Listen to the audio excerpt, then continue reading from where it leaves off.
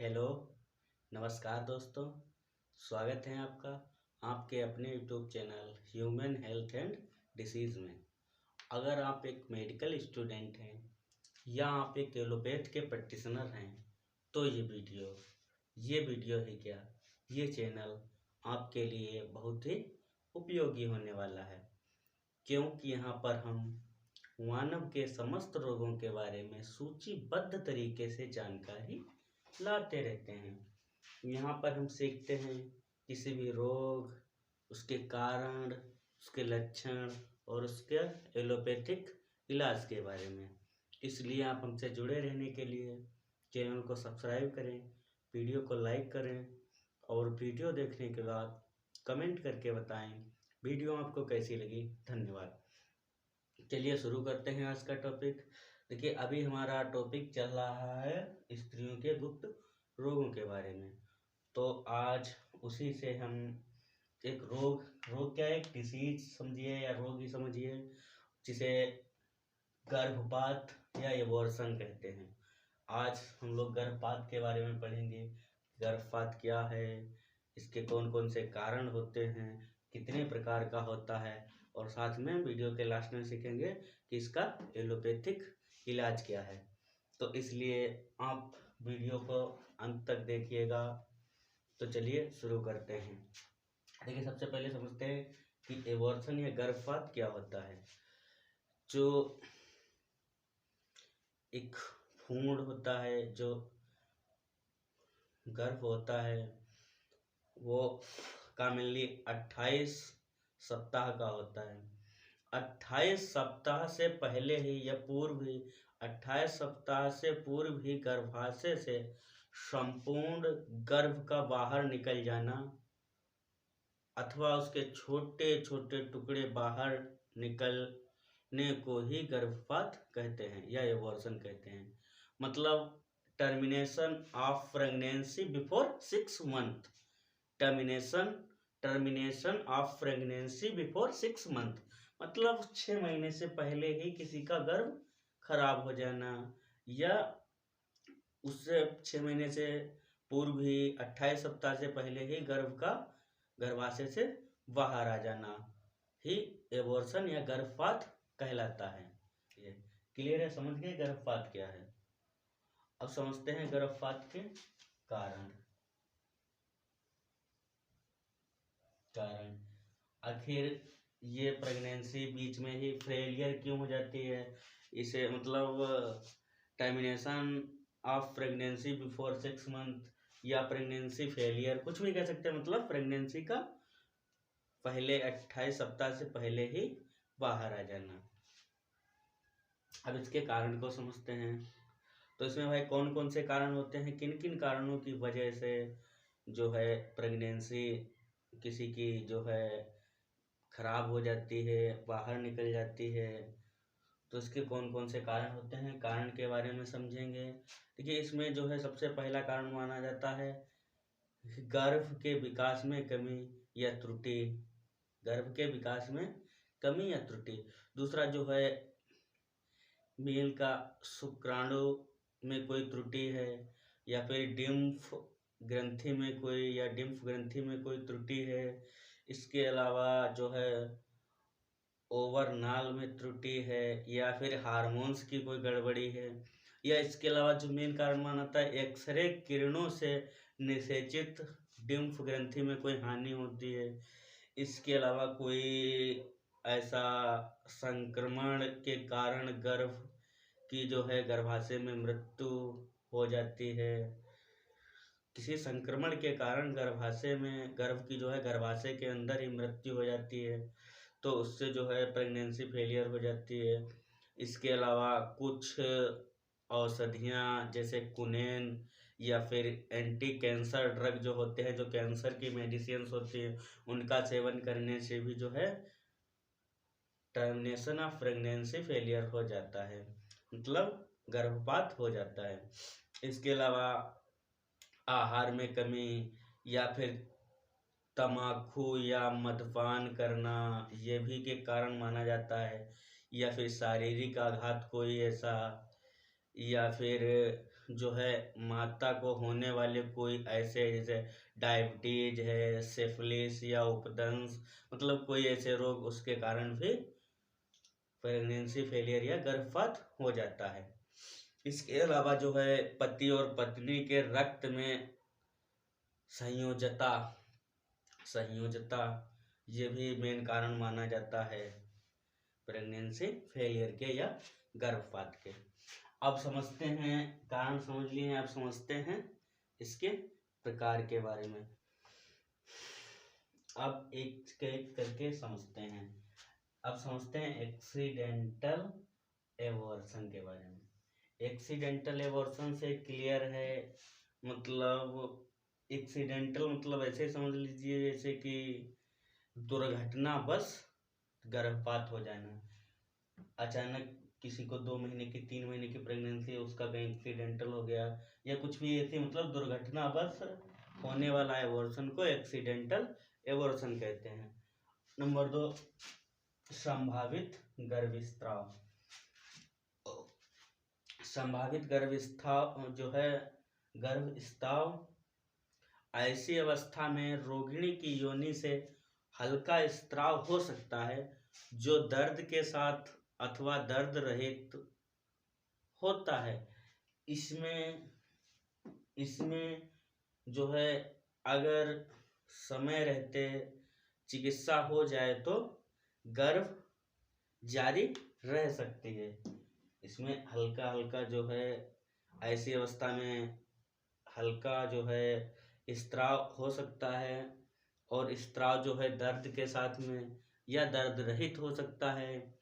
इसमें अगर समय रहते जो है ट्रीटमेंट मिल जाता है, उपचार मिल जाता है, चिकित्सा हो जाती है तो गर्भावस्था जारी रह सकती है। ओके, अब समझते हैं पूर्ण पूर्ण एबॉर्शन। पूर्ण एबॉर्शन क्या होता है? पूर्ण एबॉर्शन मतलब कि पूर्ण गर्भपात, गर्भाशय से संपूर्ण गर्भ का बाहर निकल जाना। गर्भाशय से पूर्ण गर्भ का बाहर या संपूर्ण गर्भ का बाहर निकल जाना पूर्ण एबॉर्शन कहलाता है। अपूर्ण या इनकम्प्लीट एबॉर्शन। इनकम्प्लीट एबॉर्शन में भ्रूण का कुछ हिस्सा रक्त स्त्राव से बाहर निकल जाता है। रक्त स्त्राव के साथ जो है रक्त स्त्राव के साथ योनि से बाहर निकल जाता है और कुछ भाग गर्भाशय के अंदर रह जाता है। इसे अपूर्ण गर्भपात कहते हैं। मतलब इसमें कुछ हिस्सा प्रेगनेंसी का या भ्रूण का कुछ हिस्सा जो है रक्त स्त्राव के साथ योनि से बाहर निकल जाता है और कुछ भाग गर्भाशय के अंदर रह जाता है। यह अपूर्ण एबॉर्शन कहलाता है। फिर मिस्ड एबॉर्शन। ये मिस्ड एबॉर्शन क्या होता है?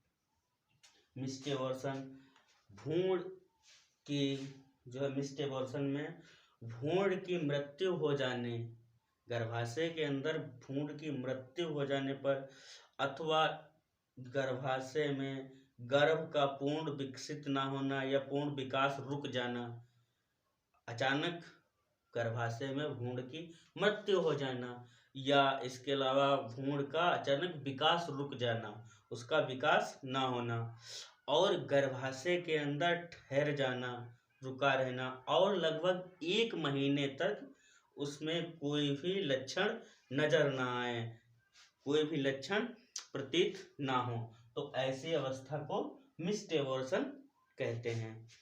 इसके अलावा अगली जो है स्पैटेनियम एबॉर्शन। स्पैटेनियम एबॉर्शन क्या होता है? किसी भी कारण से अचानक रक्तस्राव आरंभ होकर भ्रूण का गर्भाशय से बाहर निकल जाना। किसी भी कारण से अचानक रक्तस्राव आरंभ होकर भ्रूण का गर्भाशय से बाहर निकल जाना जो है स्पैटेनियम एबॉर्शन कहलाता है। अब सेप्टिक एबॉर्शन किसे कहते हैं? सेप्टिक एबॉर्शन जो होता है इसमें भ्रूण का गर्भकाल में या गर्भाशय में, भ्रूण का गर्भावस्था में बैक्टीरियल संक्रमण हो जाने पर होने वाला गर्भपात। भ्रूण जो अभी गर्भाशय में या गर्भ में है, उसके अंदर कोई बैक्टीरियल संक्रमण हो जाने पर होने वाला गर्भपात जो है सेप्टिक एबॉर्शन कहलाता है या सेप्टिक गर्भपात कहलाता है। मतलब भ्रूण के अंदर कोई बैक्टीरियल संक्रमण के कारण होने वाला गर्भपात जो है सेप्टिक एबॉर्शन कहलाता है। अब अवश्य संभावी गर्भपात इनवैलेट एबॉर्शन जिसे कहते हैं, जो है ऐसा गर्भपात, ये अवश्य संभावी गर्भपात या इनवैलेट एबॉर्शन, ये बहुत खतरनाक चीज है, ये बहुत खतरनाक है। इस जो है अवश्य संभावी गर्भपात या इनवैलेट एबॉर्शन ऐसी स्थिति को कहते हैं, ऐसी स्थिति में ऐसा गर्भपात जिसको रोका न जा सके, ऐसा गर्भपात जिसको किसी भी तरीके से रोका न जा सके। इसमें दर्द के साथ रोगिणी का रक्त स्त्राव होकर संपूर्ण गर्भ बाहर आ जाता है। इसमें बिल्कुल समय नहीं मिलता, एकदम बहुत तेज से दर्द उठता है और पूरा गर्भ एकदम बाहर आ जाता है। इसे इनवैलेट एबॉर्शन कहते हैं। इसमें इसको रोका नहीं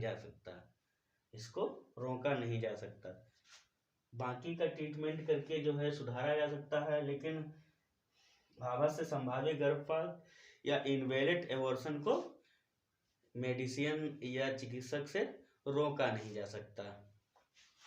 अब इसके समझते हैं निदान के बारे में।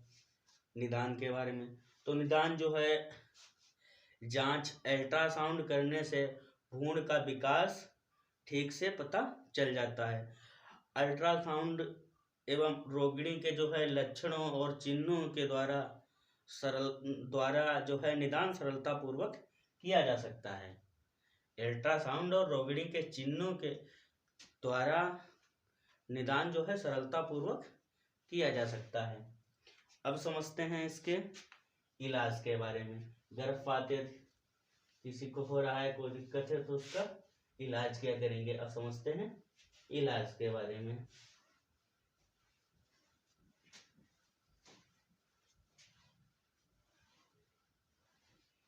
चिकित्सा या इलाज के बारे में।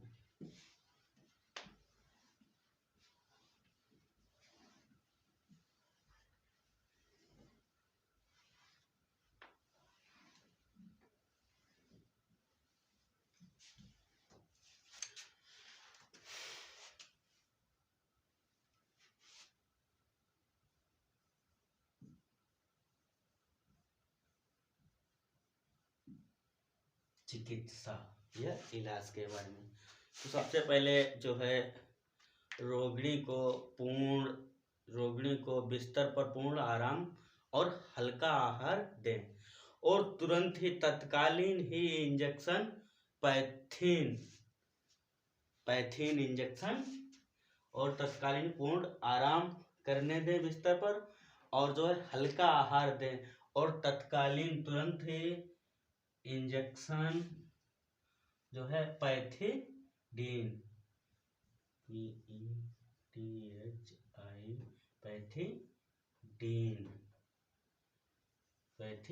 इंजेक्शन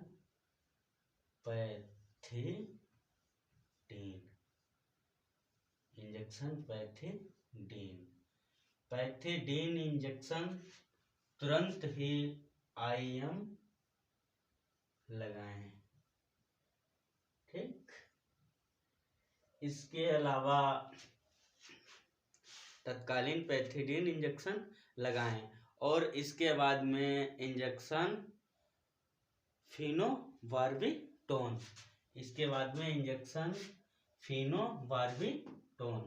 इसके बाद में इंजेक्शन लिख लेते हैं हिंदी में ही,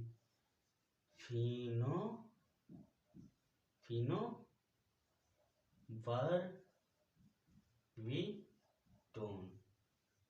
ये इंजेक्शन आता है फिनोबार्बिटोन। ये 6 मिलीग्राम जो है 60 mg जो है, यह सुबह शाम या दिन में 2 बार या 3 बार तक आवश्यकता अनुसार। उसके बाद में तुरंत इंजेक्शन जो है पैथिडीन आईएम दें। उसके बाद में फिनोबार्बिटोन 60 mg का इंजेक्शन सुबह शाम या दोपहर आवश्यकता अनुसार।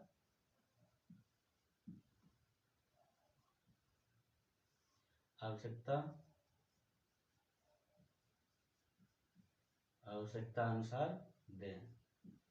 ओके। इसके अलावा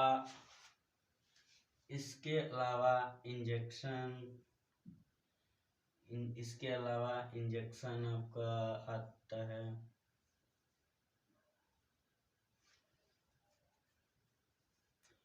प्रोलोटोन,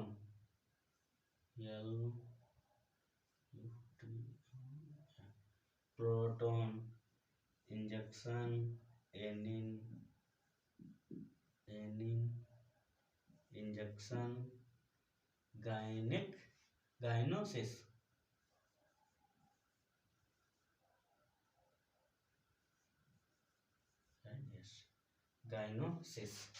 लिख लेते हैं।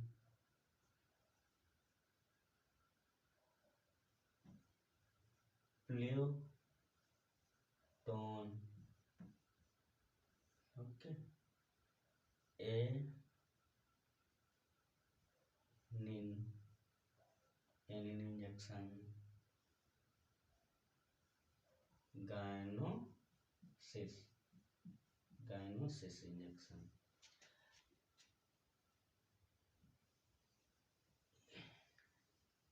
आवश्यकता अनुसार दें। इसके अलावा इंजेक्शन प्रोटोन, इंजेक्शन एनिन, इंजेक्शन गाइनोसिस। इसमें से कोई एक इंजेक्शन प्रत्येक सप्ताह में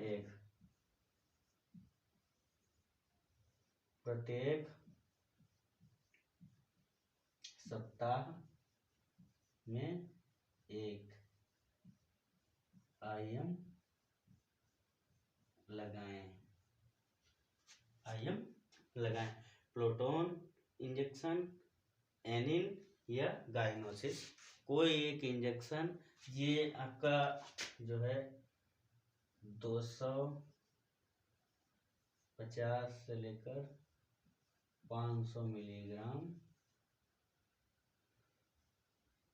ये 250 मिलीग्राम और 500 मिलीग्राम के अलग अलग स्ट्रेंथ में अवेलेबल हैं।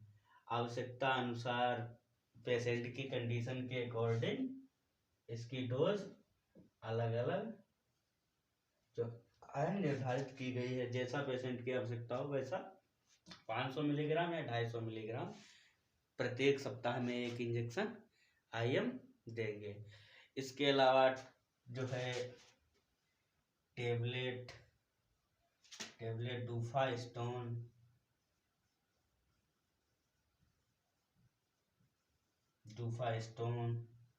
इसके अलावा टेबलेट सुप्रोक्स,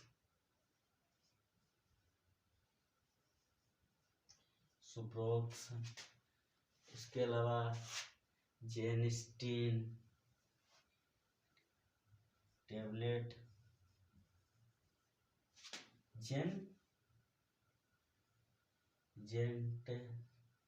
जेस्टानिन,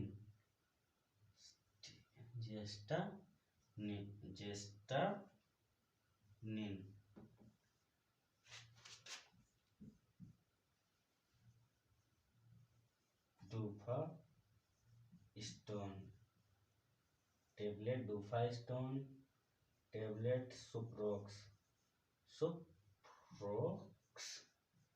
टेबलेट,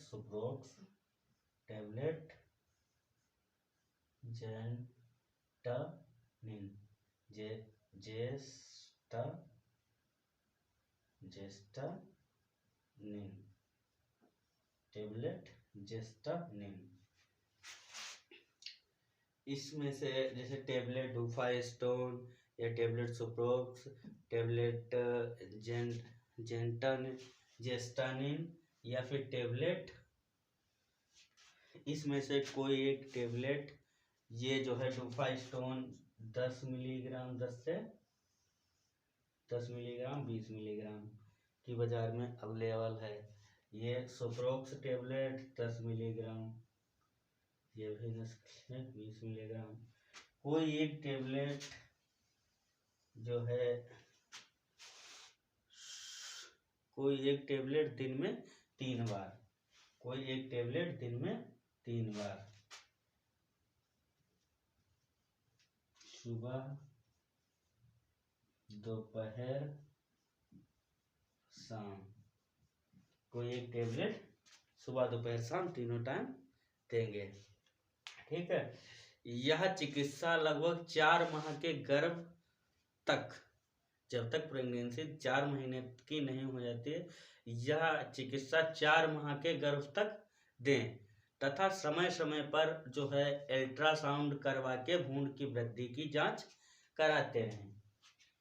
यह चिकित्सा लगभग 4 भ्रूण के जब है 4 माह तक, जब तक गर्भ 4 महीने का ना हो जाए तब तक यह चिकित्सा देते रहें। और साथ में ही अल्ट्रासाउंड करवाकर, अल्ट्रासाउंड बीच बीच में अल्ट्रासाउंड करवाकर भ्रूण की वृद्धि की जांच करते रहें। और जब तक गर्भस्राव रुक न जाए तब तक, जब तक गर्भस्राव रुक न जाए तब तक विटामिन ई, जब तक ये दे रहे हैं तब तक के लिए इधर विटामिन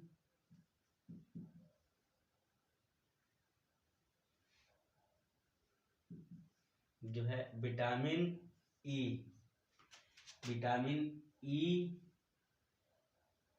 100 मिलीग्राम दिन में 2 बार,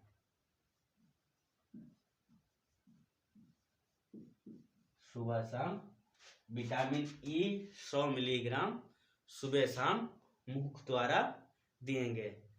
जब तक गर्भस्राव रुक नहीं जाए तब तक विटामिन ई 100 मिलीग्राम जो है प्रतिदिन 2 बार, 100 मिलीग्राम विटामिन ई प्रतिदिन 2 बार सुबह शाम मुख द्वारा सेवन कराएंगे। और साथ में ही विटामिन सी 500 मिलीग्राम प्रतिदिन 1 बार सेवन कराएंगे।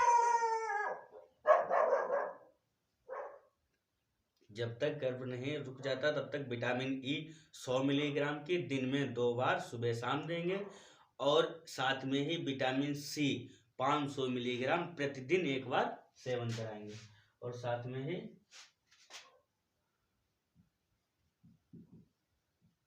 विटामिन सी ये 500 मिलीग्राम जो है दिन में 1 बार,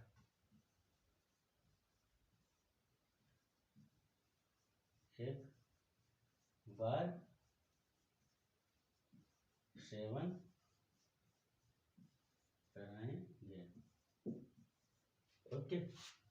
विटामिन ई 100 मिलीग्राम सुबह शाम और विटामिन सी 500 मिलीग्राम दिन में 1 बार जो है सेवन कराएंगे। रक्तस्राव न रुकने की स्थिति में, रक्तस्राव न रुकने की स्थिति में इंजेक्शन स्टेप्टोक्रोम, रक्तस्राव न रुकने की स्थिति में इंजेक्शन स्टेप्टोक्रोम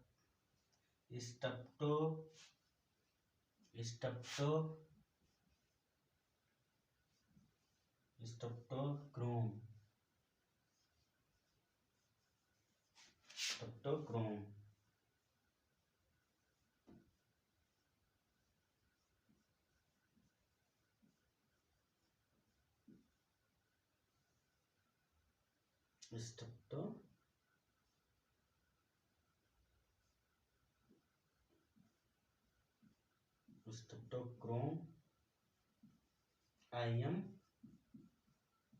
लगाएंगे। IM लगाएंगे। ये रक्तस्राव न रुकने की स्थिति में इंजेक्शन स्टेप्टोक्रोम IM जो है आवश्यकता अनुसार सुबह शाम या आवश्यकता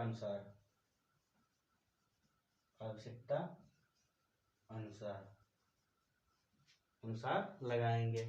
यदि स्टेप्टोक्रोम से भी नहीं रुकता है, नहीं आराम मिलती है, तो इंजेक्शन ट्राइनेक्सा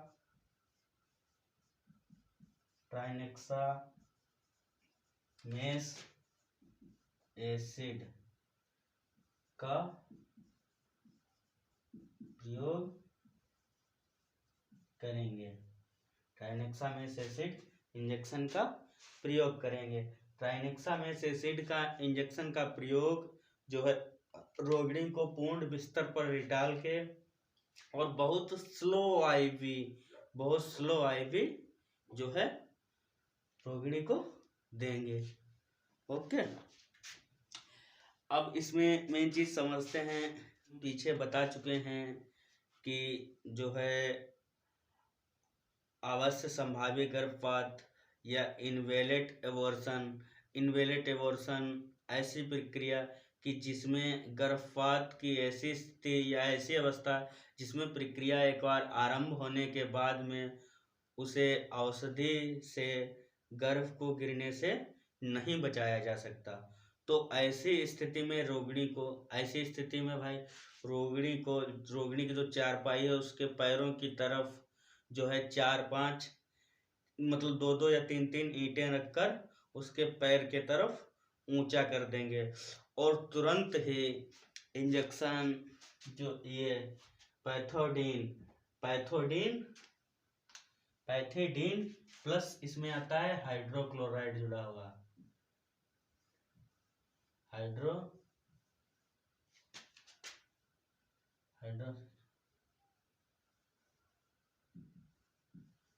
पैथोडीन नॉर्मली देंगे। यदि ऐसी स्थिति है तो तुरंत, जिसे बचाया नहीं जा सकता है लेकिन फिर भी कोशिश करेंगे कि रोगिणी को अगर तुरंत हुआ है तो उसके पैरों की तरफ 2-2 ईंटें रख के तुरंत पैथोडीन इंजेक्शन में पैथोडीन में हाइड्रोक्लोराइड मिक्स आता है। ये 100 mg में आता है, 100 मिलीग्राम में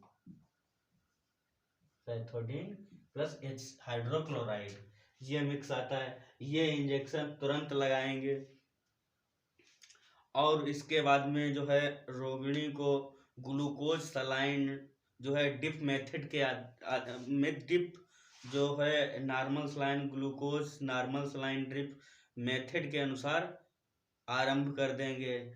और इसके अलावा इंजेक्शन जो है मेथर्जीन इंजेक्शन आता है। इसके अलावा फिर उसमें हम लोग कोशिश करेंगे इंजेक्शन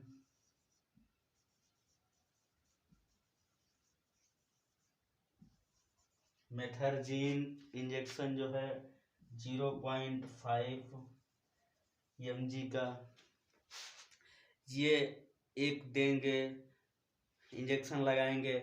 ये सब करने के बाद यदि रोगिणी की दशा ठीक नहीं होती है तो उसे फिर अस्पताल भेज दिया जाएगा, क्योंकि इस प्रकार का जो है अनावश्यक या अवश्य संभावी या इनवेलेट एबॉर्शन इसे किसी भी दवा से जो है एक बार अगर आरंभ हो जाए तो फिर रोकना बहुत मुश्किल होता है।